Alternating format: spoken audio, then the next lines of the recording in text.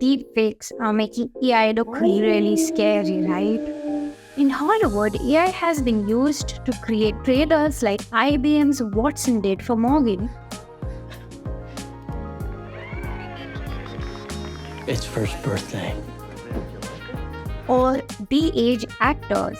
We would take the images that were shot on set and we would use our tool to analyze the performance in order to create a 3D model of what was shot on set. As a content creator, I know that AI can be used in rotoscopy and dubbing as well. जरा सोचे, मैंने अंग्रेजी में अब तक जो भी बड़बड़ाया है वो आपको हिंदी या आपकी रीजनल भाषा में सुनाई देगा with lip sync. अगर आपने मेरी Adobe Acquires इंडियन स्टार्टअप वाली वीडियो देखी है तो शायद आपको भी ये लगे कि ये दिन ज़्यादा दूर नहीं. For the first time in Indian cinema, AI is being employed by Tamil filmmakers to create the baby version of actor Sathyaraj for the movie Weapon.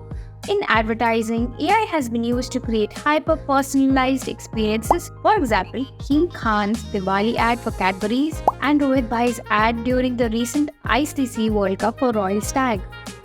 So while deepfakes might be a concern, it is good to remember that AI is driving efficiency and innovation in the film industry and advertising. AI is good and bad, but definitely has a lot of potential. Like, comment, share.